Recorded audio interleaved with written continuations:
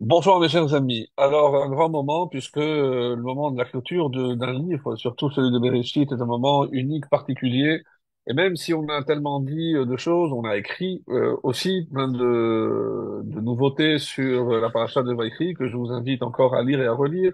Et donc, on va essayer ce soir d'apporter quelques éléments nouveaux à cette conclusion du livre de Bereshit, ou doit-on dire une introduction au livre de Shemot qui parlera des enfants. Parce que si le livre de Bereshit est le livre des patriarches, des pères, là on va passer au livre des enfants. Et c'est pour ça que Béné Israël, c'est les enfants d'Israël, Israël comme étant le deuxième nom de Yaakov, donc c'est évidemment toute sa descendance. Et on commence déjà par le premier verset qui attire un petit peu notre attention par rapport à son contenu. Vaïchi Yaakov, donc c'est le titre de la paracha, c'est Vaïchi, il a vécu. Vaïchi, donc rappelons-le que une autre paracha qui parle aussi de vie, mais qui parle surtout de la disparition, c'est Chaye Sarah. Donc c'est assez curieux que les deux parachiotes où il est fait mention de la vie nous parlent surtout de la disparition. Évidemment, on va garder en tête cet enseignement très particulier des Chachamim qui nous disent Yaakov Avinu Lomet, que Yaakov, notre patriarche, n'est pas mort. Et pourtant, comme demanderont les Chachamim, on va parler ici dans cette paracha qu'il a été embaumé, qu'il a été enterré. Donc les enfants ont fait un cortège pour descendre en Eretz Canaan, plutôt monter, puisqu'on est en Égypte, pour monter en Israël, pour l'enterrer auprès de Léa, puisque rappelons-le, Rachel est morte sur le chemin, donc elle n'est pas à Hebron. Et c'est ce qui va donner, donc, ce terme va donner le titre à notre paracha. Vaïchi Yaakov be'eretz Mitzrayim, Sheva et Shana. Il a vécu en Égypte 17 ans. Alors, ce que beaucoup de commentateurs posent comme question, que ce verset est inutile. Pourquoi? Eh bien, parce que nous savons, comme quelques versets plus loin, on va le lire, Vaïchi Yeme Yaakov Shene Chayab, et combien ont été les jours de la vie de Yaakov? Sheva Shanim ve'arbaim u'me'at shana. Donc, 7, 40 et 100, 147 ans. Et comme je sais qu'il avait 130 ans lorsqu'il est descendu en Égypte, comme on l'a vu, donc j'aurais pu faire mon calcul et deviner que les 17 dernières années, il les a vécues en Égypte. Donc ce verset, il a vécu en Égypte 17 ans, paraît superflu. Le premier qui va remarquer cela et va nous faire, évidemment, comme d'habitude, des, euh, des enseignements, il va nous faire partager des enseignements magnifiques, c'est le Baal HaTurim. Donc, c'est quoi ces 17 ans? Alors, rappelons-le, 17 ans, ça correspond aussi exactement à la même période qu'il avait vécu avec Yosef. Donc, on parle des 17 premières années de Yosef. Puisque quand il est vendu par ses frères, il était âgé de 17 ans. Donc, 17 ans au début. Et donc, comme si maintenant on venait redonner à Yaakov la possibilité de rattraper ses 17 ans pendant lesquels il n'avait pas, donc qui étaient déjà bien révolus. Et une allusion à cela se trouve déjà dans le mot Vaïchi. Vaïchi, donc 2 fois Yud, ça fait déjà 10. Chet, c'est 8 et 6. Vav, ça fait 34. Et pourquoi 34? C'est les 17 ans des premières années de Yosef et les 17 dernières années. Donc la vie de Yaakov a vraiment été le plus intense tant que cette vie a été partagée avec son fils Yosef. Donc, mais pourquoi encore une fois dire que cette vie, mais pourquoi il n'a pas vécu en Canaan, dire qu'il a vraiment vécu en Égypte, c'est un petit peu dérangeant. Pourquoi? C'est comme si on venait nous dire que les meilleures années de la vie de quelqu'un, c'était ce qu'il a vécu en Rousselarès avant de faire sa alia en Israël. Ben, alors c'est qu'on a peut-être loupé quelque chose, puisque si on est censé habiter en Israël, comment se fait-il que les meilleures années de Yaakov, comme on va le voir d'après les enseignements de nos Chachamim, elles se sont déroulées précisément en Égypte. Et il va faire une demande très particulière. Tout au début, alors avant, je vais vous lire le Baal HaTurim, évidemment, parce que c'est celui qui va nous faire mettre le doigt dessus. Bon, je vous invite à lire vraiment tout le Baal HaTurim pour ceux qui ont la possibilité de le faire. Moi, je commence à Sheva Esreshana, à 17 ans. Quoi? Pourquoi? Keneged Sheva Esreshanim Shegidel Hu Yosef, qui correspondent aux 17 années, c'est ce que je disais, donc où il a grandi avec Yosef, donc les premières 17 années de Yosef. Kilkelo Yosef Sheva Esreshana. Pourquoi? Parce que les 17 premières années, c'est le papa qui s'est occupé de nourrir son petit Yosef. Et là, les 17 dernières années, c'est Yosef qui va se préoccuper et s'occuper de nourrir son père. Donc, c'est comme un petit peu une compensation pour les 17 années. Est-ce que on doit déduire de là que nous avons l'obligation de nourrir nos parents parce que eux, ils l'ont fait dans notre enfance?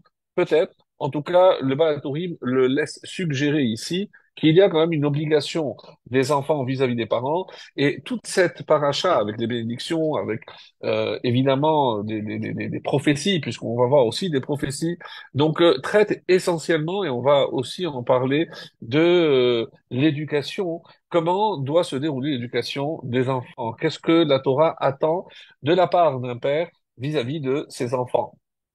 Alors, je continue avec le Baal Tourim. Vayi Yaakov, pardon, et ce fut les jours de Yaakov, Bechol makom shenemar vayi yeme, lo higia lime avoda. Et ce furent les jours d'un tel, c'est-à-dire que il va vivre moins que son père ou son ancêtre. En effet, vayi kol yeme chanor, il apporte plusieurs preuves. Et pourquoi il va vivre moins? Quelle est la raison pour laquelle Yaakov, pardon, parmi les trois, Abraham, Isaac et Yaakov, on sait que Abraham devait vivre 180 et il a vécu 175 pour ne pas voir son petit-fils Esav mal tourné. Hachem lui a évité de voir cette souffrance, comme si quelque part il vaut mieux mourir que de voir un de ses descendants tourner mal. C'est assez dur comme enseignement, mais en tout cas, c'est ce que le Midrash suggère, à savoir que Dieu a préféré retirer 5 années de vie à Abraham plutôt que de le voir, de permettre de voir comment Esav tournait mal. Alors, par ailleurs, Sheva Shanim ve Arbaim ou Me'at Shana. Alors, il va nous faire remarquer que normalement, lorsque on donne l'âge, on dit 100 ans et 20 ans et 7 ans, comme pour Sarah, comme pour beaucoup de d'autres personnages. Et ici, il nous fait remarquer le Balatourim qu'on commence par 7 ans, Sheva Shanim, ve Arbaim, et 40, et Um'at. Donc, on va à l'inverse. On commence par les unités, on termine par les centaines. Alors qu'en règle générale, on commence par les centaines et on va vers les unités. Alors, Mana Hamoat Techila. Machelo Asaken, ni pour Abraham, ni pour Yitzhak, nous fait remarquer ici le Malatorim. Comment se fait-il que pour Yaakov, on a inversé les chiffres, on a commencé par les plus petits, les unités. Bishvil Shehayu Yamav Muatim Veraim. Parce que ces années de vie ont été moins nombreuses, certes, mais elles étaient aussi Muatim Veraim. Elles étaient, on va, en quelque sorte, de moins bonne qualité. Elles n'étaient pas bonnes. Elles n'étaient pas bonnes. Iskila Moad Techila, c'est pour ça qu'on a commencé par le petit nombre. Vechai Lamed Gimel Shanim Pachot Mervim. Et il a vécu 33 ans de moins que son père euh, Yitzhak, qui a vécu 180. Donc, on a expliqué pourquoi Abraham n'est pas arrivé à 180. Mais alors, on va expliquer ici pourquoi Yaakov n'est pas arrivé à 180. Mishum dirtiv. Parce qu'il est écrit qu'il est lat chinam lotavo. Donc, une malédiction qui est prononcée, elle ne vient jamais en vain. Et de quelle malédiction on parle ici? Al shekilel Rachel ve'amar, parce qu'il a maudit Rachel. Oui, Yaakov, sans le faire exprès, bien sûr. Haïm Hacher, rappelez-vous lorsque ils ont quitté Lavan et ils sont partis avec les statuettes.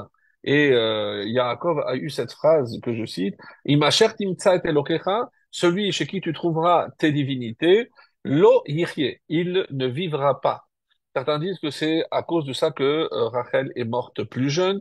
Et ici, nous dit le Balatorim, Chasrulo minyan, alors combien d'années? Yichye, c'est exactement 33, la valeur numérique de 33. 10, 10, 8 et 5, ça fait 33. Donc, on lui a enlevé 33 ans, chez Roud Lamed Gimel Michénotav, les 33 ans, parce que il a parlé de la sorte. Alors, d'autres nous disent, et c'est surtout le Midrash, qu'on avait déjà cité par ailleurs, on nous dit non, ça c'est pas la raison. La raison c'est que parce que il avait demandé, le pharaon avait demandé l'âge à Yaakov Avinu et il lui avait dit la chose suivante. Donc quand il a posé quel âge il avait, rappelez-vous qu'il a utilisé une terminologie un petit peu bizarre. En effet, quand il a dit Me'at Veraim, euh, attendez que je retrouve le passage, lorsque il voit le pharaon, quand le pharaon vous appellera, voilà. Alors, Vayomer Paro el Yaakov, nous sommes au chapitre 47 et c'est le verset 8. Vayomer Paro el Yaakov, Kama yeme shene chayecha. Combien sont les années de ta vie? Vayomer Yaakov el Paro, yeme shene megurai sheloshim ad shana.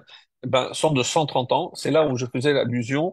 Et on va compter combien de mots il a dit, Yaakov, et on va pas trouver le compte. Donc, pour trouver le compte, il faut commencer par Vayomer Paro. Et si je compte le nombre de mots, Vayomer Paro, El Yaakov, Kama Yeme Shene Chayecha, Vayomer Yaakov, El Paro, Yeme Shene Megurai, Sheloshim U'ma'at Shana, Me'at Vera'im, Ayu Yeme Shene Chayai, Velo Hisigu, Et Yeme Shene Chaye, Avotai, Bime Megurehen. Exactement 33. Donc, c'est pas seulement la réponse, mais même la question. Pourquoi?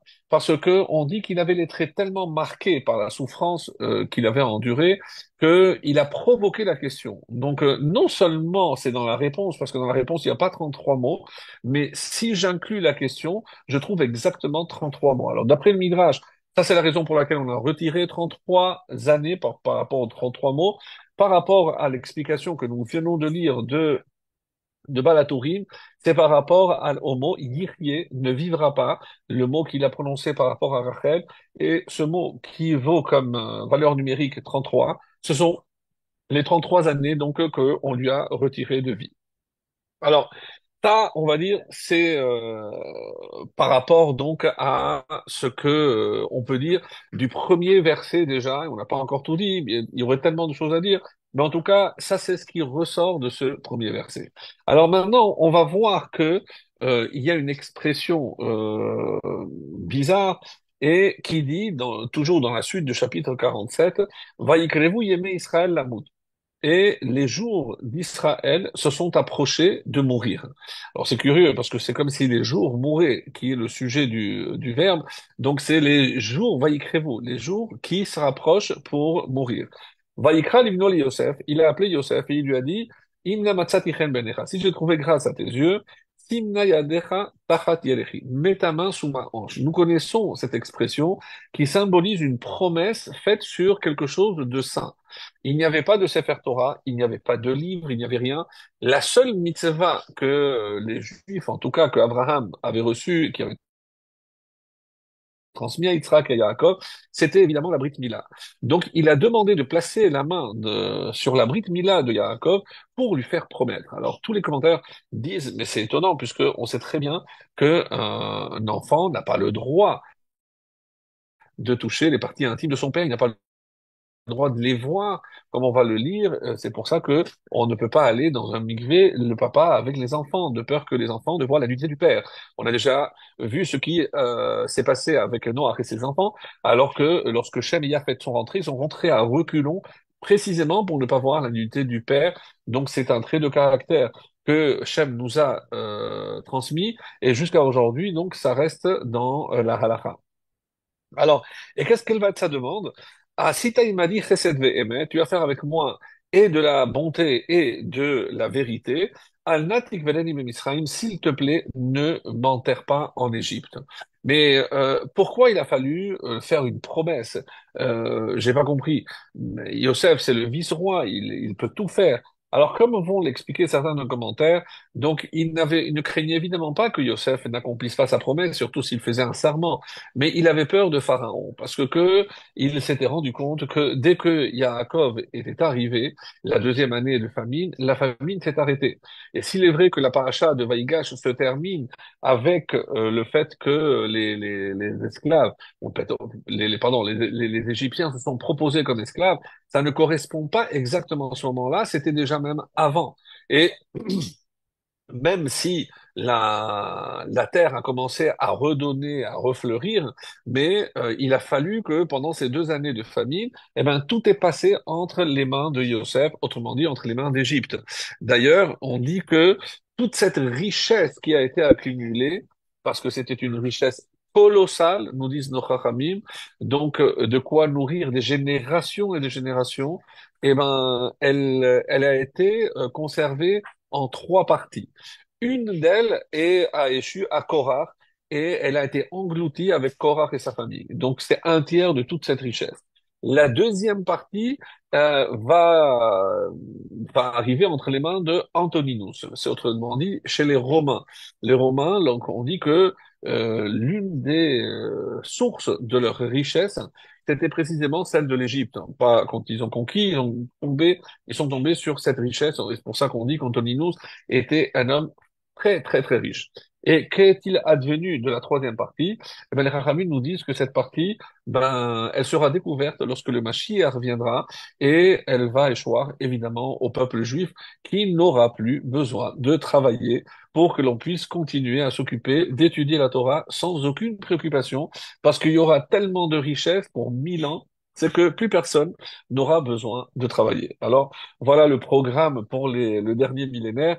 Donc, hâtez-vous de nous rejoindre, puisque c'est Ezrat Hashem, c'est vraiment imminent. Et comme on l'avait déjà souligné la semaine dernière, si le dit Tevet symbolise le siège de Jérusalem, ben, c'était le premier temple. Donc pourquoi on continue à garder cette date? Parce qu'on sait très bien que là-haut, c'est le tribunal céleste qui va siéger pour décider si nous méritons que, à croire que oui, que cette année, Be'ezrat Hashem, le temple sera construit. Parce que même s'il est construit en Nissan ou même plus tard, que le Mashiach vient en Nissan, puisque c'est en Nissan que nous serons délivrés, ben, la décision sera prise ce vendredi, là-haut dans le ciel, le 10 Tevet. C'est ce qui est en jeu lors de ce jeûne. Et c'est pour ça qu'on ne repousse pas. Un verre d'eau, s'il te plaît. Un verre d'eau. Et que si Dieu veut, donc c'est assez rare. Mais on va rentrer le Shabbat en plein Ta'anit, puisque on n'a pas le droit de casser le jeûne avant, et que c'est justement avec le kiddush, avec le kiddush du vendredi soir qu'on va casser le jeûne. Baruch atah Adonai Eloheinu melech haolam she'akol nהיה bidvaro.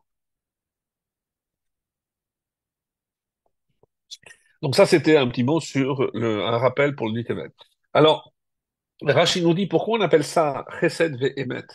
Pourquoi il dit fais avec moi bonté et vérité. Chesed imhametim, la bonté que je fais avec les morts, ou chesed chez les maîtres, c'est une bonté, c'est vraiment une miséricorde, pour ainsi dire, une piété de vérité. Pourquoi? Parce que chez Enometzapel et Tashlum Gmul, parce qu'il n'y a rien en contrepartie. Évidemment, la personne pour qui je m'occupe ne peut pas me le rendre. Al natikberen ime Mitzrayim, ne m'enterre pas en Égypte. Sofan. Et pourquoi? D'après l'explication de Rachi qui se base sur le Midrash, parce que n'oublie pas que dans cette terre, de cette terre, vont jaillir les poux. ושהם מתי חוץ על הארץ חיים אלא בצער גלגול מחילות ושלא יעשו למצרים עבודת זרה. Donc, plusieurs raisons. La première, donc, qui est évoquée ici, c'est parce que la terre va pulluler après de poux, et donc je ne veux pas être mêlé à cette plaie, et parce que les morts qui sont enterrés en Khutsala Haaretz, ils vont subir ce qu'on appelle Chibut HaKever pour que la résurrection se passe. Donc, ils vont devoir traverser jusqu'à la terre d'Israël, parce que c'est en Israël seulement qu'il y aura Triat Hametim. Donc, tous les corps devront euh, on va dire, rouler, pour ainsi dire, pour utiliser un terme, jusqu'en Israël. Et donc, ça, c'est aussi une souffrance. Et enfin, chez le Yarasun Mitzrayim Avodazara, lorsqu'ils ont vu que quand je suis arrivé avec mes enfants, la famine a cessé, ils risquent de faire de l'Avodazara sur l'endroit où je serai enterré. Donc, je ne veux surtout pas être enterré ici, en Égypte. Alors la question, c'est que pourquoi c'est à Yosef qui demande? La réponse est évidente, parce que c'est Yosef qui avait le pouvoir de le faire. Donc il est vrai que, comme vont le dire certains de commentaires, mais pourquoi lui faire prêter serment? Il n'a pas confiance en Yosef, et ça, c'est le Ibn Ezra. J'adore. D'autant pas simplement parce qu'il est un espagnol, mais parce que il va droit au but et il dit, Lama bikesh mimenu sheishavar pourquoi il demande de jurer? Vechi aya choshdo shelo yekayem devaro. Quoi, il le soupçonnait de ne pas accomplir son engagement. Donc, c'est sûr qu'il y a quelque chose qui se cache derrière. Et comme on va le voir, c'est rapporté dans le Midrash Agadol. Parce que, rappelez-vous, lorsque le pharaon a vu que Yosef connaissait une langue supplémentaire, donc il s'est dit, tu ne peux pas me faire honte parce que tu parles une langue que moi je ne parle pas, c'était l'ivrite. Alors il lui a fait faire un serment qu'il ne dirait pas. Alors qu'est-ce qu'il pourrait dire maintenant? J'ai fait le serment à mon père de d'aller l'enterrer en Canaan. Il a dit, bon, mais écoute, alors annule le serment. D'accord, alors si j'annule ce serment, j'annule celui que je t'ai fait aussi. Ah, là, il le tenait coincé. Donc, c'est comme ça que le Midrash dit, c'est pour ça que le père lui a fait faire un serment. Mais c'est pas par manque, chas de shalom, de confiance ou autre, mais il se cache aussi autre chose. C'est ce qu'on va essayer de voir ensemble. Donc, il est écrit que Vayasu Banav, les enfants ont fait exactement ce que on leur avait ordonné. Amar lahem Yaakov, Yosef et Lévi alisou mitotai. Yosef, toi et toi Lévi, vous ne portez pas mon lit, mon cercueil. Yosef, pourquoi? Parce que Mipene Shoumelech, lui il est roi. Lévi, parce que lui c'est lui qui va porter le Aaron, donc il ne peut pas porter un mort. Vekaseder Asuli. Donc, et voici comment je veux que vous me portiez devant, donc trois au Tsafon, trois au Darom, donc trois devant, trois derrière, trois à droite, trois à gauche, et il a donné les noms, et exactement, et c'est comme ça que on va se déplacer également dans le désert, lors de la traversée du désert pendant les 40 ans. Alors, Vayomer Anochi Esek Idvarecha. La réponse de Yosef tombe, je ferai exactement comme tu m'as demandé. Midrash Sechel Tov nous dit, Mipene Shaya Yotze Yerecho, Lo Ratsa Liga Bemilato. Comme c'était son descendant, parce qu'il a dit, je ferai ce que tu m'as demandé, mais il n'est pas dit qu'il a mis sa main ou qu'il a juré. À aucun moment il a juré. Parce que il ne peut pas placer la main, comme le Midrash Sechel Tov ici dit, il ne peut pas toucher la mila de son père.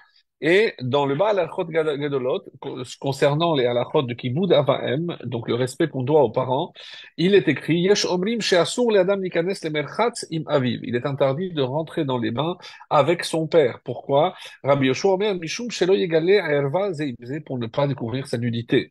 Dirtiv Vaichasu Ervat Aviem, et d'où on l'apprend, donc précisément, l'exemple que je donnais tout à l'heure, de Shem et Yefet, lorsqu'ils ont recouvert leur père Noah. ובשעה שאמר יעקב ליוסף, שים ידך תחת ידכי, לא עשכם. Lorsqu'il dit, mets ta main sur ma hanche, sur ma mila, le texte ne dit pas qu'il l'a fait, il l'a refusé. Mais il a dit, Hishavé Ali, vaïshabalo. Je te jure. Mais il n'a pas mis la main. Rabbi Abraham, le fils de Rambam, dit, Afalpi shata rotse, chazek et ha'inyan bishvoatecha, veishtachavu Israël à Rosh Hamita. Rachid dit, donc, que, ici, il va expliquer que par rapport à la promesse, parce que, comme il avait fait aussi une promesse au Pharaon, si jamais le Pharaon lui demandait d'annuler sa promesse, il pouvait aussi annuler l'autre qu'il avait faite, et c'est pour ça qu'il le tenait, comme ceci. Alors, le Ramban, lui, va évidemment éclaircir ce point en disant Lo haya Yaakov choshed bivno hatzadik, chas v'chalom d'imaginer que Yaakov soupçonnait son fils de ne pas être fiable. Au contraire. Asher yiftichu ve'amar anochi esek idvarecha, une fois qu'il a dit je ferai comme tu m'as demandé, c'était fini, c'est scellé, il n'y a pas de problème. Et pourquoi il a fait ça? Par rapport, Béréné Paro, c'est aux yeux de Pharaon. Parce que peut-être que c'est Pharaon qui ne laisserait pas Yosef, hein, le fait de pouvoir l'enterrer en dehors de l'Égypte. Et c'est pour ça qu'il l'a envoyé comme ça, la reine Ishbia, qui lo yeh nachon le'aviro al shvuato. De la même façon, cette explication, elle est du Ramban, et qui a dit que comme tu as promis, tu as promis au pharaon que tu n'allais pas révéler le secret que tu connais une langue, donc grâce à cette promesse, tu pourras t'en sortir et accomplir ce que tu as fait. Alors, et c'est pour ça que Rashi va le dire, Paro aya yare lomar Yosef avor, transgresse ta promesse. Donc t'as pas besoin de, si même si tu as promis. Alors les filles chez Amarlo Yosef, Imken, parce que si tu me demandes ça, moi aussi, je vais transgresser la promesse que je t'ai faite de ne pas révéler que je connais une langue de plus. Donc là, on est quitte. Alors, concernant l'importance de la promesse que l'on fait, il y a un exemple intéressant qui veut qu'il y avait un jour une veuve qui, lorsque elle s'est approchée de son mari, le mari, dans son lit agonisant, il lui a fait promettre qu'elle ne se remarierait pas.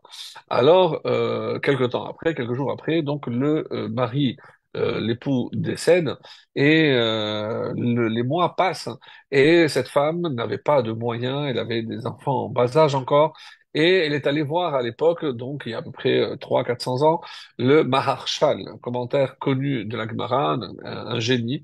Et le Maharshal, il lui a demandé, écoutez, voilà ma situation, est-ce que vous pouvez annuler la promesse que j'ai faite à mon mari? Il lui a dit, vu ta situation, j'annule cette promesse et tu peux te remarier. Donc, quelques mois plus tard, donc, on lui présente, elle se marie, et à peine quelques jours après son mariage, elle tombe gravement malade. Donc, quelqu'un est venu pour annoncer au Maharshal que cette femme était en train de mourir. Et là, il va devant le Sefer Torah et il dit, Hachem, je t'interdis de faire du mal à cette femme parce que c'est moi qui lui ai permis de se marier. Je sais pas si vous imaginez.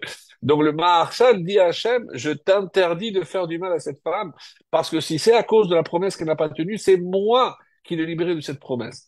Et donc, 2 jours après, plus rien, la femme se lève comme si de rien n'était. Alors évidemment, on est ici devant des génies de chez génies, quoi. Le Maharshal, lui, il peut faire ou défaire des promesses, mais de nos jours, qui pourrait avoir une force aussi incroyable? En tout cas, c'est ce qu'on apprend. Et d'ailleurs, une des raisons pour lesquelles certaines personnes font des promesses ou des vœux pour peut-être céder comme le nazir pour ne pas tomber dans la faute, eh ben, il y a un enseignement magnifique concernant le dit Tevet. Le dit Tevet, on dit qu'il ne s'est rien passé.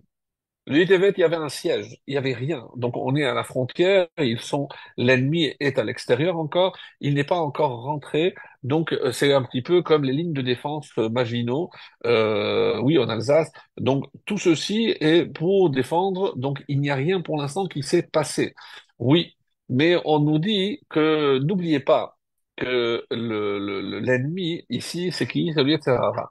Et le Yetzer Hara, avant de rentrer, par où il rentre d'ailleurs, on nous dit qu'il rentre par la pensée.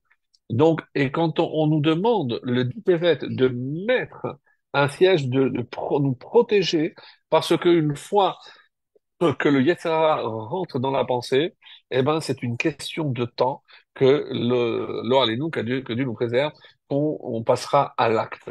Et donc, et c'est ce qui s'est passé, ça a mis 2 ans et demi de siège, mais finalement, Nebuchadnezzar, Nabucodonosor, a réussi à pénétrer les murailles et à détruire et brûler le premier temple. Donc, c'est en quelque sorte, c'est donc cette protection et le dit évêque. Donc, on doit renforcer nos murailles. C'est de ça qu'il s'agit, ne pas permettre non seulement une brèche, parce que s'il y a déjà la brèche, c'est déjà trop tard, mais donc consolider toutes nos défenses. Et de quoi s'agit-il, mes chers amis? Mais essentiellement, c'est dans le domaine de l'éducation, de savoir comment protéger nos enfants. Alors, je vais vous donner une autre lecture de ce passage que nous venons de lire extraordinaire, à savoir qu'est-ce qui différenciait Yaakov de Yosef. Et pourquoi c'est à Yosef qui va faire cette demande? On a donné une explication, mais il y en a une autre aussi très intéressante. Yaakov dit à Yosef, je sais que tu n'es pas d'accord avec moi. Il y a une marloquette. C'est quoi la marloquette? C'est que Yosef, il va être enterré où? Lui ne va pas demander d'être enterré à sa mort en Israël. Il va dire, lorsque vous sortirez d'Égypte, alors vous prendrez mes ossements, et c'est Moshe Rabbeinu en personne qui s'occupera de cela, comme le Midrash qu'on verra dans le livre de Shemot, si Dieu veut. Mais pour l'instant, Yaakov lui dit, non, le rôle d'un guide, c'est d'aller devant.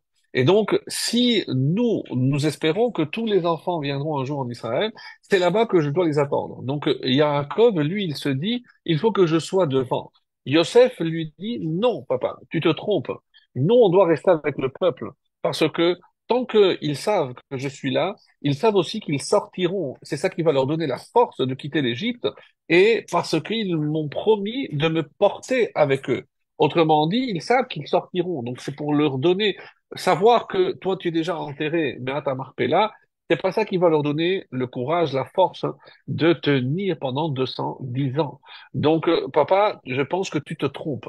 Et donc, toute la marloquette entre Yosef et Yaakov, c'était comment un guide doit se comporter à l'égard de son peuple. Et on voit bien que c'est complètement différent. On parle pas ici de chassidoute ou pas chassidoute ou des orthodoxes ou pas d'orthodoxes. Non, c'est simplement où est la place du guide. Est-ce que le guide doit être avec le peuple? Betor Ami Anochi Yoshevet. Donc, moi, je réside avec mon peuple, et il y a à cela un enseignement aussi qui est formidable. C'est lorsque le peuple juif a fauté, la faute du Vaudor, donc celui qui a prié pour eux, évidemment, Moshe a prié pour eux, mais on dit que c'est grâce à l'intervention de Aaron. Pourquoi Aaron? Parce que n'oubliez pas que Aaron, qu'on le veuille ou non, lui aussi il a participé. Donc moi, je me reconnais beaucoup plus avec quelqu'un qui est tombé comme moi qu'avec quelqu'un qui est tellement au-dessus que je ne peux pas m'identifier à lui. On dit comme cela un des secrets de la para Aduma. La para Aduma, ce qui dérange tellement, c'est de se dire, mais comment expliquer je ne parle pas de pureté ou d'impureté maintenant, ça c'est quelque chose je donne comme acquis, même si on comprend pas, mais c'est la Torah qui nous parle de pureté et d'impureté. Mais comment ces mêmes cendres qui peuvent purifier quelqu'un qui est impur vont rendre impur quelqu'un qui était pur, même si c'est une impureté légère. C'est un jour, et après il passe au mikvé, donc il n'y a pas 7 jours et autres, mais c'est quand même une impureté, une petite impureté. Qu'est-ce que cela vient nous enseigner? Eh ben, c'est la chassidoute, évidemment, une réponse de la chassidoute magnifique, c'est que pour rendre, pour purifier les autres, il faut que toi, tu te rendes aussi un peu impur. Autrement dit, il faut que tu ailles avec eux. Il faut que tu sois dans leur milieu, que tu comprennes comment faire pour pouvoir les extirper et les aider à quitter cette impureté. Rappelez-vous cette histoire de Rabbi Nachman de Baslav sous la table. Donc c'est le fils du roi, le prince qui s'est pris pour un dindon, et il s'était mis tout nu sous la table, et les meilleurs spécialistes, spécialistes, les pédagogues, personne n'a réussi à avoir des résultats. Un chacham est venu et il s'est dénudé lui aussi. Il a dit, qui tu es? Moi, un dindon. Ah, on est deux dindons, super. Et petit à petit, il est venu un jour avec une chemise, et quoi? Un dindon, une chemise. Et au bout de quelques semaines, il est redevenu normal. Mais il a fallu qu'il aille sous la table et qu'il joue le jeu de l'autre. Donc, et c'est comme ça qu'il a réussi à le faire sortir. Donc, c'est ça un petit peu, se rendre impur pour pouvoir purifier les autres. Alors, euh, pour ce qui est, on va dire, d'un père. Donc, la place du père est toujours un petit peu, on va dire, difficile. Dans quelle mesure? Est-ce que, comme ce guide, le père est juste un guide, donc il faut qu'il soit au-dessus, ou au contraire, il faut qu'il soit aussi avec ses enfants, mais est-ce que, il doit être copain avec ses enfants? Est-ce que ce n'est pas casser une barrière que la Torah, qu'Aved, c'est donne du poids, donne du poids à ton père, c'est donne de l'importance. Donc, ce n'est pas ton ami. Oui, mais il faut aussi une certaine connivence, il faut certaine complicité. Lorsque il va se passer quelque chose, eh ben, le fils aura assez de confiance en son père pour venir lui expliquer, parce qu'il sait que son père ne va pas le juger. Rappelez-vous cette histoire extraordinaire que j'avais racontée il y a quelques mois de cette fille qui, malheureusement, c'est une famille orthodoxe qui habitait à New York. La fille a commencé à avoir de mauvaises fréquentations. Eh ben, avec les mauvaises fréquentations, la taille de la jupe a commencé à diminuer, les manches aussi, les sorties, elles, se sont multipliées, et c'était extrêmement difficile pour les parents, jusqu'au jour où le père avait mis le haut là, et un jour, elle est rentrée extrêmement tard, à 2 heures du matin, et le papa lui a dit, je m'excuse, mais je t'avais averti que si tu rentrais tard, tu dormais pas à la maison. Et il y avait une sorte de hall à l'entrée de l'immeuble, de l'appartement. Et il a sorti un matelas une assiette de nourriture. Il a dit, voilà, ce soir tu vas dormir là, tu vas manger, mais papa, il y a pas de mais. Donc, et la fille, elle était abasourdie. Et quelques instants plus tard, le papa a sorti une chaise avec une Gemara. Il s'est assis, il a commencé à étudier. Et la fille le regarde, papa, mais j'ai pas compris, qu'est-ce que tu fais? Mais tu crois que je vais te laisser seule ici, chérie? Non, je reste avec toi. Je te punis, mais je reste avec toi. Et le lendemain, la fille, quand elle s'est réveillée, elle est tombée dans les bras de son père, elle a pleuré, papa, tu as raison, j'ai mal fait. Grâce à ce geste, elle est revenue parce que c'est pas une punition. Et ça, ce qui est extraordinaire, parce que pour nous, c'est de la colère, je la fous dehors. Et tout. Non, pas du tout. Pas du tout. C'était extrêmement réfléchi. Et surtout que la préoccupation est toujours là. Évidemment que je ne vais pas te laisser seul, même si je suis obligé de te punir parce que je t'avais averti, mais je reste avec toi et jusqu'au lendemain matin. Et c'est ce qui a fait que ce geste a fait revenir la fille plus que n'importe quel autre discours que les parents auraient pu tenir. Donc tout ceci pour dire que ça me rappelle une histoire aussi. Un jour, un monsieur avait un mariage en dehors de New York et c'était le Shabbat où tous les rabbins se retrouvaient parce que le rabbi allait faire une varade, je connais pas exactement, je me rappelle plus exactement les détails, et comment il pouvait faire en sorte que je crois que c'était en Israël. Le mariage d'une nièce, et c'était en Israël, et il fallait être le Shabbat. Donc, il a trouvé un vol très tôt le matin, vendredi matin, et il arrivait 2 heures avant Shabbat. Il s'est dit 2 heures, c'est jouable. L'avion décolle à l'heure, super, et au moment où on doit atterrir, l'avion commence à faire des tours, le brouillard nous empêche d'atterrir, donc on va être obligé d'aller dans une ville voisine. Il s'est dit, bon, si je loue une voiture, il a commencé à faire des calculs, l'avion se pose, et les passagers ne descendent pas. Alors il commence à paniquer, il demande, non, non, non, non, mais on attend le feu vert de New York pour retourner, parce que ici on peut pas lâcher les gens ici. Alors on attend le feu vert. Il dit, écoutez, moi, je dois descendre, je ne peux pas, écouter, monsieur. Alors, il parle au pilote, il dit, quel est votre problème? Il lui a expliqué, il m'a dit, c'est à quelle heure le maximum? Il a dit, voilà, le coucher du soleil, il faut que je sois à tout prix avant le coucher du soleil à New York. Je m'engage. Le pilote a dit, je m'engage.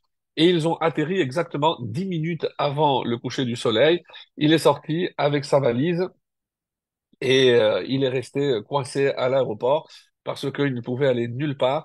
Il avait par chance 2 pilotes, il s'est arrangé pour faire le repas, il a dormi comme il a pu et il s'est dit maintenant je vais voir si je connais un chauffeur pour lui demander de me prendre mes choses et de rouler, et moi je vais marcher à pied derrière. Et c'était à 2 heures, il a dit comme ça, j'arriverai pour le discours du rabbi. Et c'est ce qu'il a fait. Donc un portoricain, je crois, il a pris ses affaires, il connaissait, donc il a dit, écoute, pas de souci, je sais que tu me paieras après, il n'y a pas de problème. Et avant d'arriver, il a vu un groupe de Rabat. Il a dit, quand on a vu qu'on n'était pas arrivé, on a commencé à marcher vers l'aéroport. Il a dit, voilà ce qui est arrivé. Donc, ils arrivent, et ils arrivent juste quand le rabbi a commencé son discours. Il se met au fond, tout discret, et il commence à parler pendant 2 heures, 3 heures.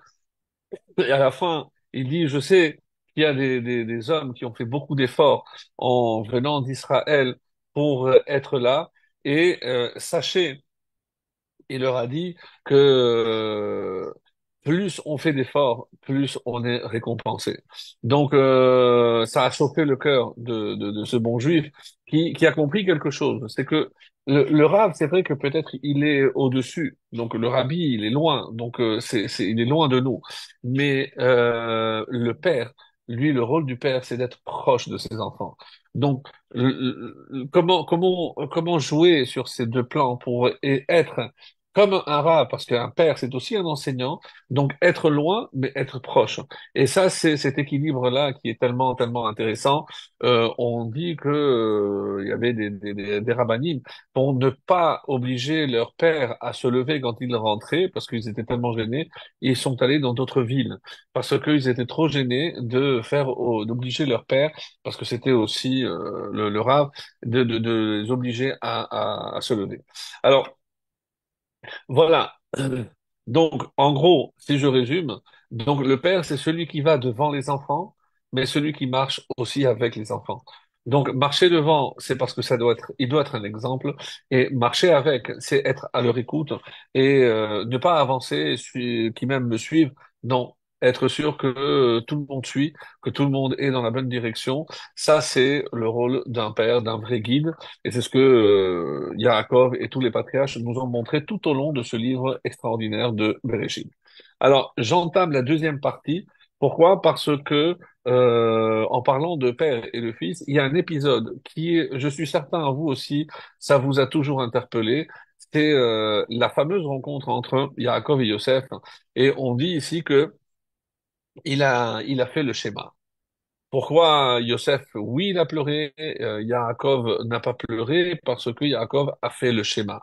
Très étonnant parce qu'on ne comprend pas pourquoi à ce moment précis Yaakov devait-il faire le schéma. Et si c'est le moment de faire le schéma, comme demandent beaucoup de commentateurs, donc pourquoi Yosef n'a pas fait le schéma aussi, si c'est l'heure de faire le schéma. Donc, est-ce que c'était l'heure du schéma ou est-ce que ce schéma a une autre signification? C'est ce qu'on va essayer de voir ensemble. Alors, justement, quand on parle ici de l'attitude de Yaakov,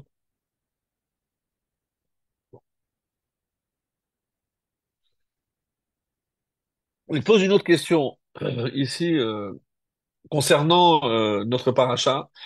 C'est lorsque Yaakov réunit tous ses enfants avant de mourir et il leur dit, je vais vous raconter ce qui va se passer à la fin des temps. Alors, Be'acharit Hayamim. Et on attend impatiemment la suite. Et qu'est-ce qui se passe? Eh ben, on commence avec les brachot. Alors, on ne comprend pas.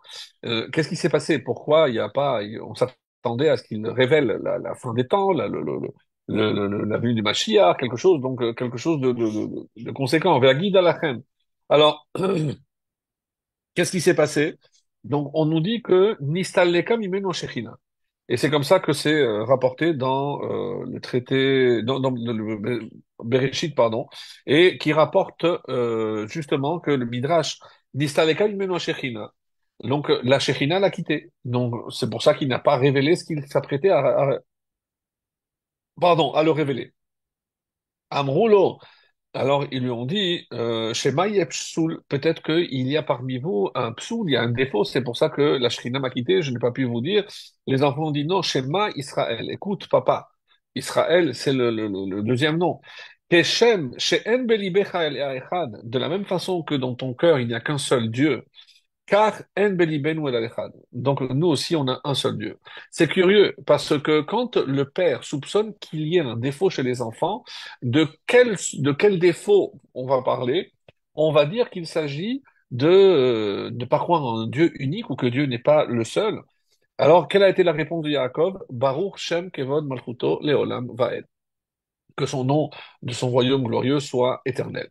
C'est d'ailleurs ce qu'on dit jusqu'à aujourd'hui. Chaque fois qu'on dit le schéma, on le fait suivre de donc cette phrase qui a été prononcée par Yaakov Avinu. Le Rambam donc nous dit peut-être qu'il y a parmi vous une psolette. Regardez, chez Abraham, il y a bien eu Ishmaël. Chez mon père Yitzhak, il y a eu Esa. Peut-être que parmi mes enfants, il y a aussi quelqu'un qui n'est pas bien.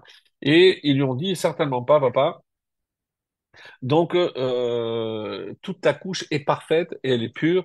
Et en disant le schéma Israël, donc c'est les enfants qui disent cette phrase, Donc, il leur montre par là, ils veulent lui montrer à Yaakov, pardon, qu'il n'y a pas de psoul, il n'y a pas de défaut parmi eux. Et après de 22 ans, donc c'est pour ça que le schéma ici prend une importance cruciale dans cette paracha, même si c'est pas clair dans le texte. Mais après 22 ans de séparation, c'est ce que Yaakov va faire. Donc, lorsqu'il va voir Yosef, il va réciter le schéma, le fameux schéma. Alors, beaucoup de commentaires. Donc, il y a le Chidouché Harim, il y a le Tzemar Tzadik de Viznish aussi. On dit que, qu'est-ce que Hachem, pourquoi le schéma à ce moment-là? C'est pas parce que c'était l'heure du schéma, comme on a voulu dire dans un premier temps. Sinon, Yosef aussi aurait eu la même obligation. Non. Ici, il voulait remercier Hachem. Schéma Israël, c'est une façon de remercier Hachem. Et c'est comme ça, c'est pour offrir son amour à Hachem. Le Maguide du Vilna, dans un ouvrage qui s'appelle Toldot Adam, pas le Gaon de Vilna, mais le Maguide, comme ça il s'appelait. Il raconte une histoire lors de l'expulsion des Juifs d'Espagne et lors de l'Inquisition qui s'en est suivie, dont on a attrapé une mère avec ses deux enfants. Et un petit peu comme l'histoire de Hannah, et malheureusement il y en a eu d'autres. Et donc ce responsable de l'Inquisition a obligé un enfant à se prosterner et à renier sa foi il a refusé. Il a dit, sinon on va te tuer devant ta mère. Et il a été tué devant sa mère. Donc, lorsque il se tourne vers le frère, il dit, tu as vu ce qu'on a fait à ton frère. Donc, est-ce que toi, tu es prêt à renier? Il a dit, non, moi, je préfère suivre mon fils, mon frère. Et il a été aussi tué.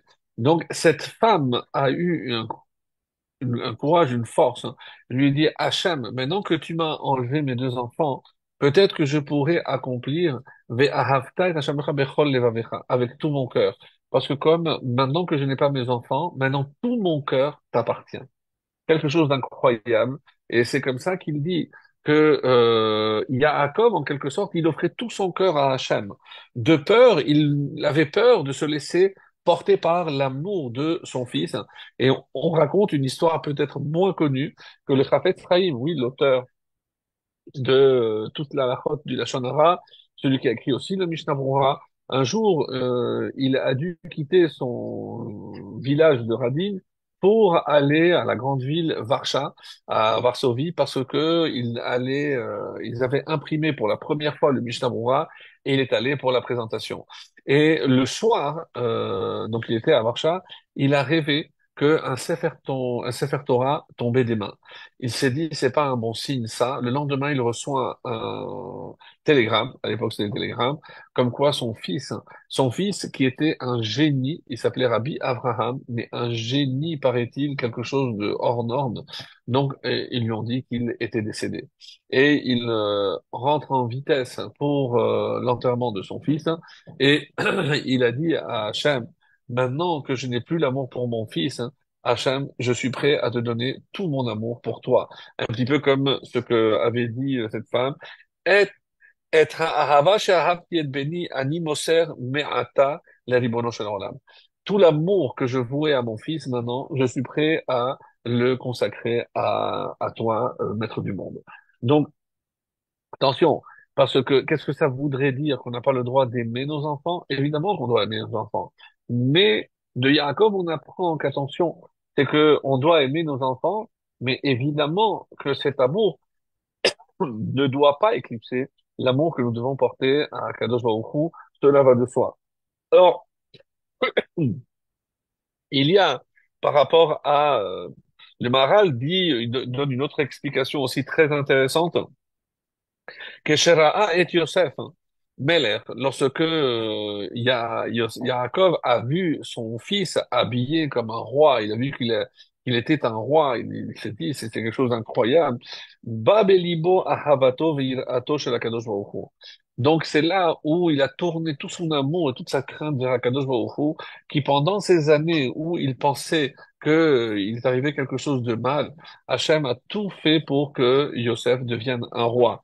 Alors, et c'est pour ça, Er midotav hem tovot, et c'est pour ça que comment les midot d'Hachem sont tellement bonnes et parfaites, hein, et c'est pour ça que on meshalem tachar tov lireav, et toujours il récompense, hein, ceux qui le craignent vraiment.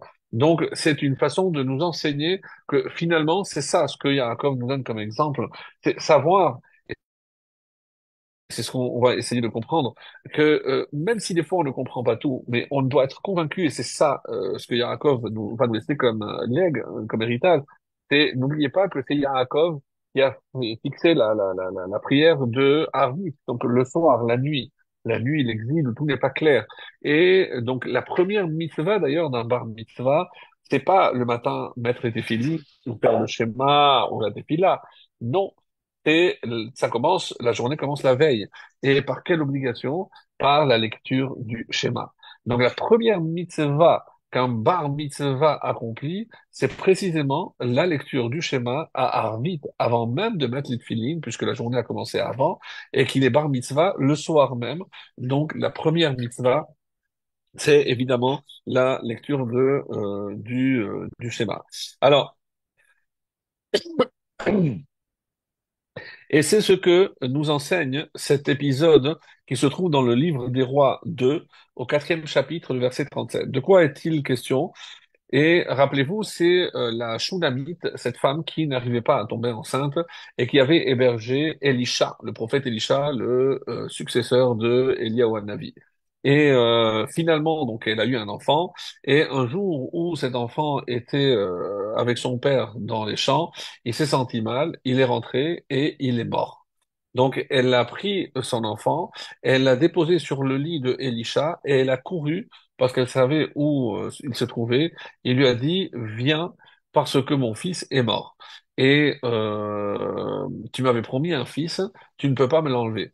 Donc, Elisha s'est étendu sur le bébé et Hachem l'a fait ressusciter lorsque la femme est rentrée. Donc, elle a vu son fils assis sur le lit. Qu'est-ce qu'elle est allée faire? Elle est allée, comme ça dit le texte, euh, c'est pour ça que c'est important. Vatavo vatipol al raglav. D'abord, elle s'est jetée aux pieds de Elisha pour remercier Hachem de ce miracle. Et après, vatishtachavou arsa, elle s'est prosternée à terre. Vatissa et bena vatetse. Après, elle a pris son fils et elle est sortie. Mais le premier geste, le premier réflexe qu'elle a eu, c'est évidemment de remercier ce prophète, remercier Hachem pour le miracle, parce qu'elle était consciente que il s'agissait d'un miracle. Même si, et c'est ce qui fait dire donc à nos Chachamim, Kol ma de avid rachamana leta bavid. Tout ce qu'Hachem fait ne peut être que pour le bien. Alors c'est vrai que des fois on ne voit pas forcément le bien lorsque on est en pleine tempête. Mais si je ne crois pas en cela, et peut-être c'est le message de Yaakov Avinu à travers le schéma, et on nous demande mais quel était ce message? Qu'est-ce qu'il voulait finalement délivré comme message à ses enfants lorsqu'il les a réunis? Est-ce que c'était juste parce qu'il voulait leur dire la date de l'arrivée du Mashiach ou il y a autre chose? Et vous allez découvrir quelque chose de très beau parce qu'il n'y a pas que cela et effectivement, donc il a voulu leur enseigner autre chose. Alors, le Ramchal, que je vais vous lire, Ramchal, Rabbi Chaim Lutzato, Da'at Tevunot, traduit par les voix de la direction divine. Donc, il y a un passage intéressant. Donc, c'est au 11e chapitre, pour ceux qui ont le livre ou qui veulent voir le chapitre, extrêmement intéressant. Et je vous lis directement dans la traduction pour gagner du temps, parce que ça concerne exactement ce que nous venons de dire. Et ainsi, au sujet de notre patriarche Jacob, nos sages nous enseignent, Israël, c'est-à-dire Yaakov, a dit à ses enfants, pourquoi m'avez-vous fait du mal? Rappelez-vous, lorsqu'ils ont raconté qu'on est allé chez Yosef, il nous a demandé si on avait, pourquoi vous avez dû raconter que vous aviez un frère, pourquoi vous m'avez fait du mal? Et Rabbi Lévi disait au nom de Rabbi Hanina, Rabba bar Hanina, Jacob n'a jamais prononcé une parole en vain, excepté celle-ci. Pourquoi on m'a fait du mal? Il n'aurait pas dû dire cette phrase. Le Saint béni soit-il lui a répondu, moi je suis occupé à faire régner ton fils en Égypte. Et il dit, pourquoi vous m'avez fait du mal? Ainsi doit-on comprendre le verset, pourquoi dis-tu, Yaakov, ma voix est cachée de Dieu, dans Isaïe au chapitre 40, c'est la Haftara aussi. Cela signifie que durant toute la période où Yaakov souffrait de la séparation de son fils, le Saint béni soit-il manœuvrait les événements de telle sorte que Yosef allait finir par régner, pour que Yaakov puisse vivre la fin de sa vie en toute quiétude, en tranquillité. Mais parce que ce plan était très profond, très secret, donc Yaakov, hein, il a souffert. Mais c'est dire que cette souffrance avait un but, mais un but positif. C'est ça ce que on est en train de lire ici, ce que le Ramchal nous dévoile. Ceci nous servira de leçon, comme une forme de précédent. On dit ici, chez l'école, il louit Zebana Av, donc un précédent. Lorsque le Saint béni soit-il prépare quelque chose de très bien pour l'homme, comme il dit ici, Akadosh Baruch Hu laten le'adam ola olam, donc Rotsa Akadosh Baruch Hu laten le'adam zeman, quelque chose de Haïloui, quelque chose d'exceptionnel. Haïloui, c'est plus que le bon, quelque chose d'exceptionnel. Ou pour un homme, pour le monde, c'est toujours selon un plan très profond, qui, de ce fait, produit d'abord une souffrance. Autrement dit, mes amis, ce qu'on est en train de révéler ici, d'après le Ramchal, c'est que lorsque je traverse une épreuve où il m'arrive un pépin, sache que ce pépin n'arrive que parce qu'Hachem te prépare quelque chose d'immensément grand, d'inouï, quelque chose d'exceptionnel. Mais pour y accéder, pour le mériter, il faut que tu surmontes cette épreuve. Donc derrière chaque épreuve, et c'est ça peut-être le sens profond quand on dit que tout ce que Hachem fait, c'est pour le bien, même s'il y a une période de transition où malheureusement, donc il y a aussi de la souffrance. C'est ce que nos sages ont dit. Trois bons cadeaux ont été donnés à Israël par Hachem dans Brachot 5a, et tous ne l'ont été qu'au travers des souffrances. Et on sait de quoi il s'agit, la terre d'Israël, la Torah et le monde à venir. Donc c'est quelque chose d'exceptionnel. Il n'existe rien de mieux que la Torah, que le monde à venir et la terre d'Israël. Mais les trois s'acquièrent dans la difficulté à travers des souffrances. Et maintenant, si on revient à notre sujet et termine ce paragraphe, le premier état du monde est celui où la justice divine est voilée. Et elle ne se révèle pas pour extirper le mal sur terre. Ah, pardon. Et ne se révèle que pour extirper le mal sur terre. Durant cette période, le Saint béni soit-il n'est pas connu. Il est voilé. Et nous avons déjà dit que cette période où Dieu est voilé, mais qu'il prépare sa révélation, à quoi ça correspond? À l'exil d'Égypte. C'est-à-dire que tout l'exil d'Égypte ne visait qu'une grande révélation. Et évidemment, on le sait, puisque quand ils sont sortis d'Égypte, et dans les termes kabbalistiques, à quoi cela, comment on traduit cela? Donc, c'est comme la grossesse qui doit enfanter la justice, la révélation. Donc, elle est, oui, mais il y a les souffrances de l'accouchement, de la grossesse, mais on sait qu'à la fin, il y a quelque chose qui, c'est une vie qui va sortir, et ici, c'est la révélation divine qui va évidemment arriver au terme de cela. Donc, Tana de Eliyahu nous révèle quelque chose aussi de très beau et que je voulais vous lire. Alors ça, je pense pas qu'il y ait une traduction, mais euh, voici ce qui est dit par rapport à Yaakov. כשיצא מבית אביו ללכת אל בית לבן, la Shekhinah באה ועמדה למעלה ממנו. Dès qu'il est sorti, la Shekhinah est venue sur Yaakov. Meshiva ve'amralo. Yaakov béni, Sana enecha shamayma. Mon fils Yaakov, lève les yeux vers le ciel et regarde. Tu vois, il y a 12 constellations dans le ciel, dans le firmament. Il y a aussi 12 jours, 12 heures dans la journée, 12 heures dans la nuit. Eh ben, c'est parce que toi, tu auras 12 shevatim, tu auras 12 tribus. Kevan sheba Yaakov mibet lavan venim kar Yosef. Lorsque Yosef a été vendu, Haya bocheu mitabel alav esim ushtaim yom. Alain Desbiaou, c'est un livre qui a été écrit par Elio Hanavi. Donc, il s'est endeuillé, il a pleuré pendant 22 ans à la disparition de son fils. Comme c'est marqué, Vayakum kol banav vechol benotav minachamo. Donc, tout le monde s'est levé pour le consoler. Il était inconsolable. Vayev koto aviv. Vechi al Yosef vayaboché. Mais est-ce qu'il pleurait uniquement sur Yosef? Et là, Amar, sheman itrayav tia shenasat ishtachayot. Il dit, peut-être c'est une punition qui m'arrive parce que j'ai épousé deux sœurs. Donc, ça le dérangeait. Oh, Sheman et Neti Mamono Shel Lavan ou Shel Chem, peut-être parce que j'ai profité de la richesse de Lavan ou de Shechem. Ou Batla Habelit Shekalat Ilia Kadosh Baruchu, Miyad Nidgalgelu. Dès que Hachem a vu que Yaakov, il commençait à se faire des films, il pensait que c'était une punition. Nidgalgelu Achamash Kadosh Baruchu, Natan Yaakov Sheva Esreshana. Il lui a donné 17 années, ça mourre les iknuto pendant sa vieillesse. Tovim Mehen Olam Haba. Vous avez entendu? Les 17 dernières années de Yaakov, elles étaient aussi bonnes comme le Olam Haba. Très très dur à comprendre, alors que il est en Égypte. Et oui, quoi, alors l'exil peut être aussi bon et aussi douce. L'exil, la galoute peut être aussi douce que l'Olam Haba. Mikan Amrou. Et de là, on a tiré cet enseignement. Kol shehisigato shana achat tova samor lizignuto. Celui qui a vécu une très bonne année à sa vieillesse, siman yafelo, c'est un très très bon signe pour lui, parce que tout va d'après la conclusion de sa vie.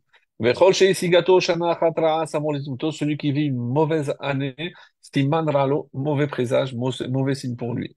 Yaakov avinu haya betova, Sheva Esre Shana Shavim Chaim. Les 17 années, c'est les meilleures années de sa vie. Ve'ela alav Kadosh Baruch Hu, Keilu Kol Yamav Hayu Betova. Et Hachem lui a compté comme si toute sa vie avait été bonne. Comme c'est marqué, Vaychi Yaakov Be'eres Mitzrayim Sheva Esre Shana. Alors, mais quoi, Sheva Esre Shana?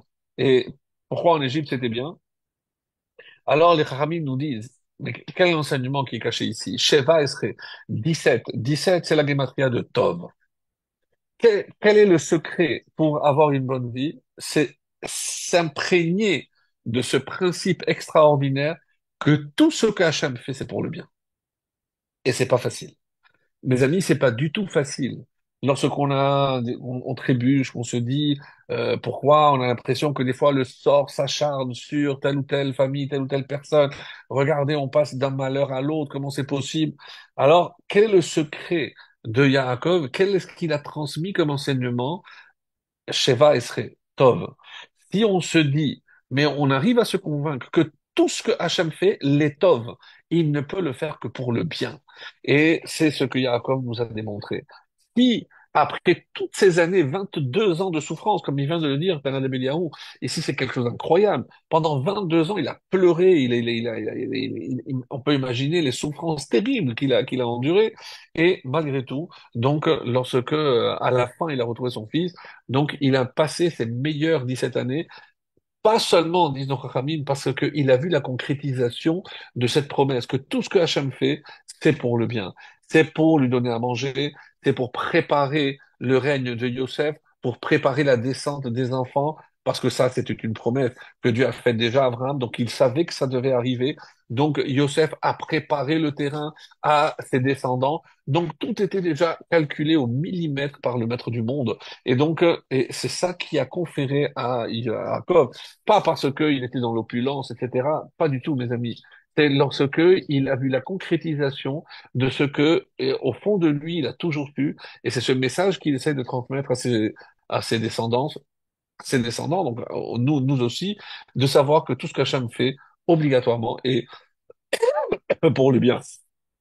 Alors, j'aimerais, dans le temps qui nous reste, arriver à un autre passage aussi, extrêmement intéressant aussi, mais je ne sais pas si on aura vraiment tout le temps de le faire. Alors, d'abord, comme le Ramchal, comme il ressort du Ramchal, que Hachem, non seulement est comme un père qui est bon, mais qui fait aussi le bien. Donc, on peut être bon, mais ne pas faire forcément quelque chose de bien. Av Ohev, c'est un père aimant. Lachen kolma de avad rachamana. C'est pour ça que tout ce que fait le miséricordieux, c'est-à-dire en sachant qu'on parle ici de Hacham, qui est Rachum Vechanun, miséricordieux, qui a El Chapayim, qui ne se met pas rapidement en colère, Rav Chesed, qui est extrêmement bon, Marbe Lehetiv, et qui ne cesse de faire du bien, l'étape avide. Eh ben, c'est forcément pour le bien qu'il le fait. Alors, un autre enseignement ici nous dit, qu'est-ce que c'est maintenant? Ça, c'est de Megalé à Moukot, aussi quelque chose de très beau, à savoir que Ketz Hayamin, quand on parle de la fin des jours, Ketz Hayamin, c'est Ketz, c'est Kot, c'est la pointe, Yamin, donc non traduit par jour, mais c'est aussi de droite, la pointe de droite. Qu'est-ce que ça peut bien vouloir dire? Et alors, il y a quelque chose de formidable. Je ne sais pas si vous vous rappelez de cette Gemara qu'on avait vue une fois, je ne me rappelle pas dans quel contexte, mais on avait vu par rapport à Rabbi Meir, qui était devant son maître Rabbi Ishmael, et il lui a dit, quelle est ton occupation? Il lui a dit, je suis Melavlav, donc je suis sophère, je suis scribe. Il a dit, ah, tu as une très très grande responsabilité. S'il manque une lettre, si tu mets un mot de plus, une lettre de plus, tu sais que ta responsabilité est énorme. Il a dit, ne craignez rien, je suis vraiment expérimenté et j'ai d'ailleurs concocté de moi-même donc un produit qu'il appelle Cancantum, donc et pour que l'encre sèche plus vite, de peur qu'une mouche vienne et ne transforme une lettre. Comme j'avais dit. Alors, on comprend pas très bien cette Gemara, qu'est-ce que une mouche vient faire là-dedans, et qu'est-ce que ça veut dire transformer une lettre. Une mouche a la possibilité de transformer une lettre. Alors oui, de quelle lettre il s'agit, mes amis? Il s'agit de la lettre Dalet. Et on revient encore dans le schéma. Shema Israël Hashem Elokeinu Hashem Echad. Donc, si je suis convaincu qu'il n'y a qu'un seul Hashem, que Hashem est unique et qu'il n'y a rien à côté de lui, que dans ma réussite ou dans toute ma vie, et je ne peux attribuer rien à aucune autre force et encore moins à moi-même. Donc, on dit que Adam Arishon, lorsqu'il a écouté le conseil du serpent, parce que le jour où vous mangerez, vous serez comme Dieu. Donc, et on dit que c'était presque il était coffert. C'est comme s'il avait fait la Vodazara. C'est comme s'il pensait que il y avait, ça veut dire que cet arbre était là avant Dieu et Dieu grâce à cet arbre. C'est de la Vodazara. Donc c'est comme s'il pensait qu'il y avait El Acher, qu'il y avait un autre. Et regardez entre Echad et Acher, c'est la dernière lettre qui change. Comment le Dalet de Echad se transforme en Acher, un autre. Et qu'est-ce qu'il faut pour que le Dalet se transforme en Resh? Eh ben, j'enlève la pointe qui est sur le côté à droite, hein. Et si j'enlève la pointe du Dalet, qu'est-ce qui me reste? Resh. Donc, qui est cette mouche? Cette mouche, c'est le Satan. Cette mouche, c'est le Esav. Et comme on dit qu'Amalek aussi est comparé à une mouche. Parce que qu'est-ce qu'elle veut, cette mouche? Qu'est-ce qu'elles veulent, les forces du mal? C'est faire croire au peuple juif que Dieu n'est pas unique, qu'il y a d'autres forces dans le monde, qu'elles soient d'en haut, qu'elles soient d'en bas, qu'elles viennent de l'homme, de la science, de son intelligence, de la science, peu importe. Mais imaginez qu'il puisse y avoir autre chose que je puisse ras shalom associer à ma réussite ou à ma défaite ou à autre. Eh ben, ça, c'est El Acher. Donc, et c'est ça ce que Rabbi Meir disait. Moi, je ne crains pas parce que je sais. Et la faute du Vaudor, qu'est-ce que c'était? Eh ben, c'est transformer Echad en Acher. Et qu'est-ce que Hachem dit à Moshe? L'air red. Red, non traduit, descend. Donc, descend, va, pourquoi? Parce que ils ont mis un resh à la place du dalet. Ils ont fait un vaudor, ils ont fait un vodazara. L'air va, parce que ils ont changé les lettres. Et c'est comme ça que c'est rapporté dans les Midrashim, dans Shema Israël Hashem Echad. Si je transforme le dalet en Echad, je détruis le monde. Si tu ne te prosterneras pas à un autre Dieu. Si je change le Resh en Dalet, tu ne te prosterneras pas devant le Dieu unique, je détruis le monde. De la même façon, Velo yechalelu et Shem Kotsi, ils ne profaneront pas. Si à la place du Red, je mets un He, eh ben, ils ne vont pas faire la louange de Dieu. Chas Shalom, ils détruisent le monde. Kol ha-neshama tekalelka, toute mon âme va faire la louange de Dieu. Si le hé, je mets chet, techalel, donc je vais profaner Hachem, chas de shalom. Donc on voit que des fois, du chet au hé, c'est un tout petit peu effacé. Le resh et le dalet, c'est encore pire.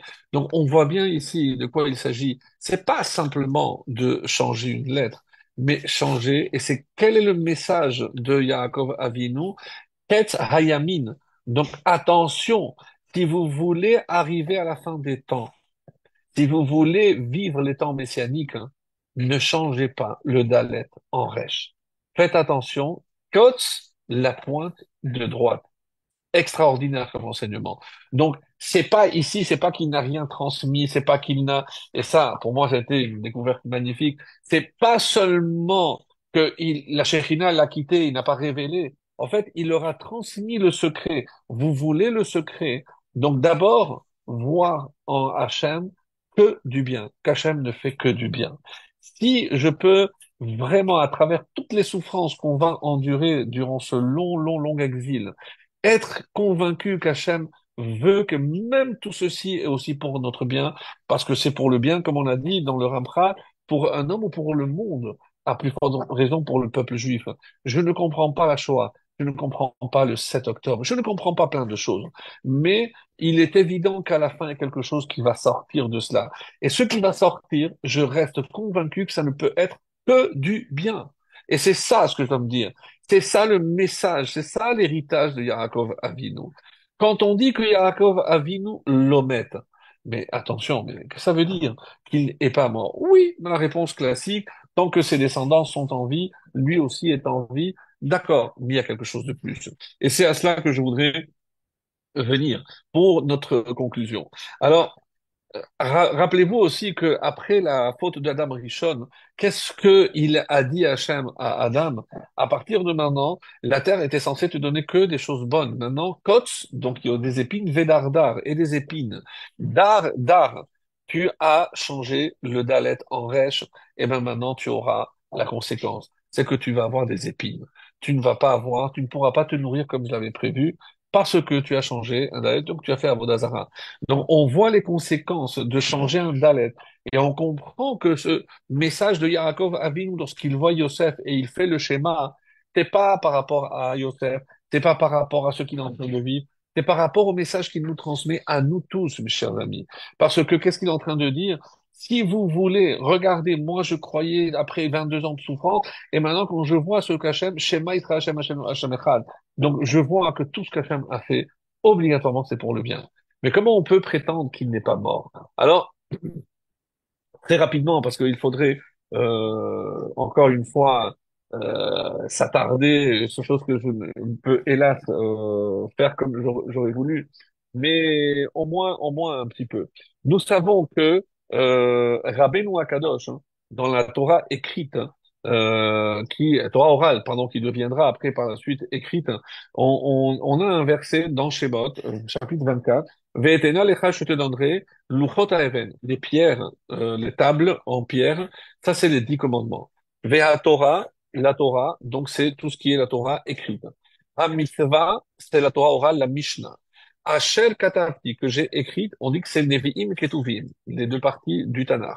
Et les Horotam pour enseigner, on dit que c'est la Gemara. Alors, on sait très bien que Rabbeinu Hakadosh, on ne sait pas pourquoi il s'appelait Kadosh. On parle ici de Rabbi Yehuda Han-Nassi. Rabbi Yehuda Han-Nassi, rappelez-vous ce qu'on a vu pour la première fois, lorsque Rivka a senti qu'il y avait deux Rotetsu et Rotetsu Abanim, donc ils se disputaient pour sortir, on a dit Shne Goyim Bebitner. Rashi a porté le Midrash en disant, mais c'est qui ces deux nations?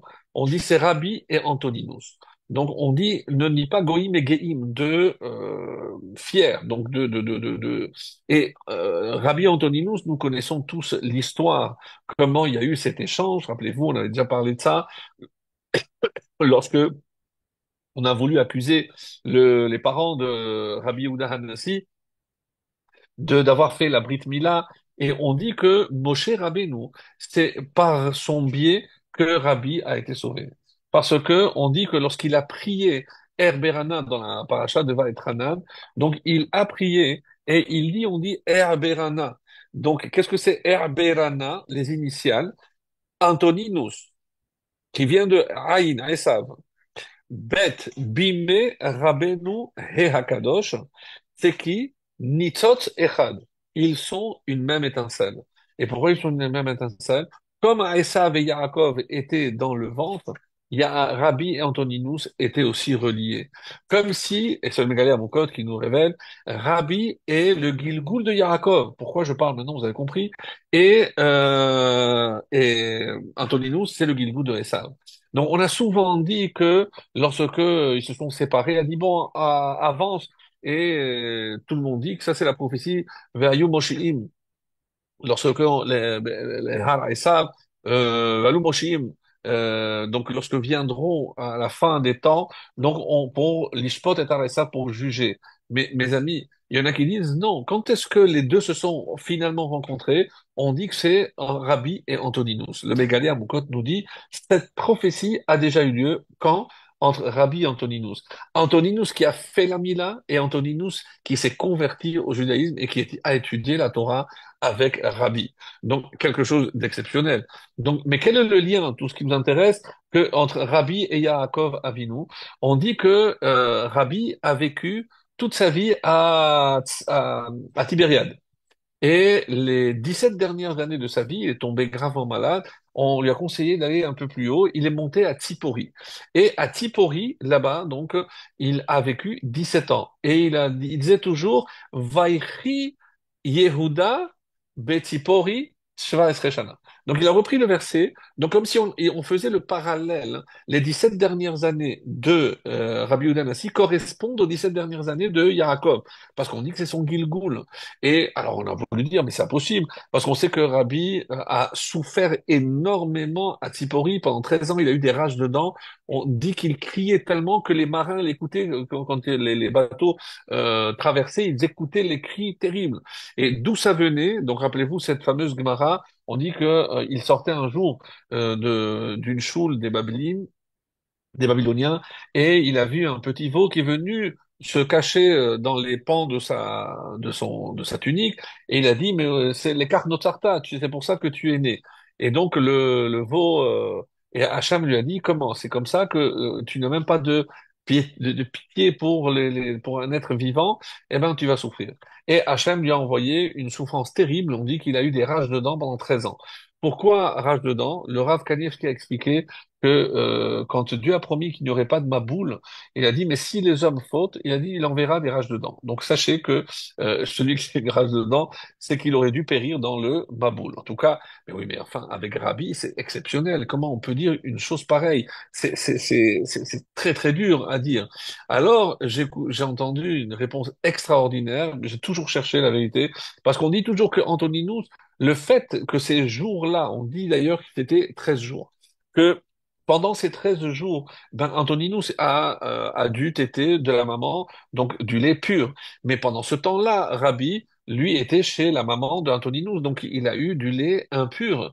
Donc il n'était pas au niveau de Moshe. Donc apparemment, donc rappelez-vous qu'on a dit que Moshe, pourquoi il a essayé de brûler les lèvres avec le charbon, justement pour purifier des gouttes de lait qu'il aurait pu avoir avec les Égyptiennes. Et pour Antoninus, c'est le Shvile Pinchas qui propose, il suggère, n'avance pas ça parce que c'est écrit nulle part, mais il a dit peut-être que parce il fallait aussi purifier 13 jours qu'il avait pris du lait impur, donc est-ce que ces 13 années où il a souffert des dents ne sont pas là pour purifier en quelque sorte les jours où il a pris du lait impur? Donc il laisse comme ça, il suggère. Moi, c'est la première réponse que je trouve donc un petit peu par rapport à cela. Mais sachez que il y a encore des similitudes extraordinaires. On dit que lorsque Yaakov est venu, il a fait le fameux rêve. Donc Hachem a fait coucher le soleil plus tôt pour qu'il s'endorme. Oui, mais le soleil a dit, mais tu me dois des heures. Je ne t'inquiète pas. Lorsque Rabbi est mort, donc il est mort le vendredi, et pour permettre à tous les gens qui étaient venus des villages de pouvoir retourner chez eux et préparer le Shabbat, il a retenu le soleil. Combien d'heures? Le nombre d'heures qui manquaient parce qu'il les avait données à Yaakov. Donc encore un parallèle extraordinaire. Donc il y a des choses comme ça vraiment incroyables. Et c'est avec ça que je voudrais terminer. Parce que Rabbi on dit Hanassi. Pourquoi Hanassi? Ru Nitzot Shel Yaakov Avinu. Donc il n'y a pas de doute que Rabbi Yehuda Hanassi, c'est celui qui est le Gilgul de Yaakov. Donc, mais en quoi maintenant cela concerne tout ce que nous avons vu ce soir? Eh bien, écoutez, Rabbi Yehuda Hanassi est le compilateur de la Mishnah. Et donc, on pose la question, la Mishnah, par quoi elle commence?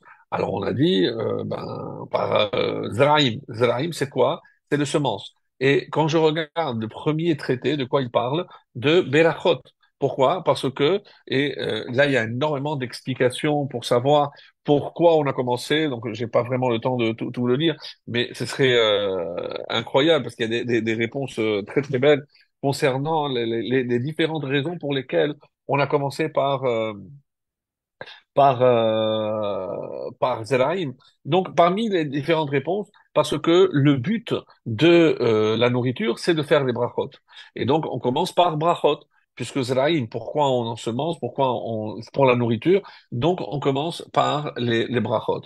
Mais lorsque vous regardez Me'ematai, donc le début de Berachot, ne parle pas de nourriture. De quoi on parle? De Kriyat Shema, de la lecture du schéma. On nous dit oui, alors, avec plusieurs explications, parce que manger, je suis pas obligé de manger, mais le schéma, oui, je suis obligé. Donc, comme il y a des brachot du schéma, mais maintenant, je me dis, puis ici, je dis que Rabbi Yehuda Nassi est le mitzvot de Yaakov Avinu. Et qu'est-ce que Yaakov Avinu nous a laissé comme legs? C'est le schéma. Pourquoi? On nous dit pourquoi tellement important le schéma? Parce que le schéma, mes amis, c'est Kabbalat Orol Malchut Shamayim. Donc, comme ce roi, il veut imposer des décrets, mais avant d'accepter les décrets, il faut que je l'accepte comme un roi. Donc, avant de faire des brachot, je dois accepter.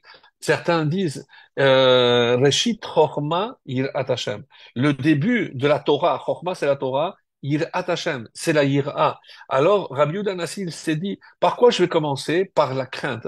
Et comment un juif prouve sa crainte de Dieu? Eh bien, on dit c'est par le schéma.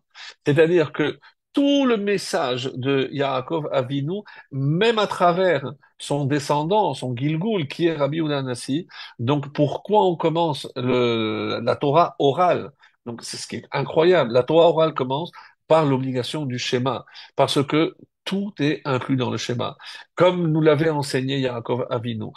Si vous savez que Hachem Elokeinu Hachem Echad, si vous acceptez avec une crainte du ciel avant même de commencer les brachot, et pourquoi vous devez remercier Hachem? Parce que lorsque j'ai la crainte d'Hachem, lorsque je sais que Hachem Elokeinu Hachem Echad, alors je pourrai remercier. Lorsque je vais manger, je vais faire des brachot pour Hachem. Donc après, tout ce qui suit dans le traité de brachot, évidemment, c'est parfait. Mais par quoi on commence? Par le schéma.